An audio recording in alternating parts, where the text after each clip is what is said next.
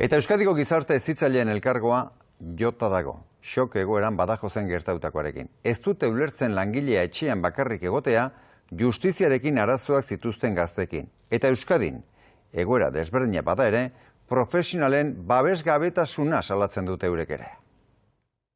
Badajozeko gizarte hezitzailearen hilketak atsekabetuta utzi ditu arlo horretako profesionalak Euskadin ere. En shock, ¿no? O sea, que uno vaya a trabajar a su puesto de trabajo y que pierda la vida, o sea, es algo impactante. Euskadiko gizarte hezitzaileen elkargoan Ikerrek azpimarratu du hemen ezingo litzatekeela Badajozekoa bezalako kasuri gertatu, han langilea bakarrik baitzegoen. Entendemos que no debería estar sola, estamos hablando de perfiles de justicia juvenil, en el caso de Euskadi, pues en estos sitios nunca se trabaja solo, generalmente hay una pareja educativa. Baina babesgabetasun handia sentitzen dutela salatzen du. Bueno, pues muchas veces no se cumplen igual los ratios, no se dan las medidas, no hay un cuidado, muchas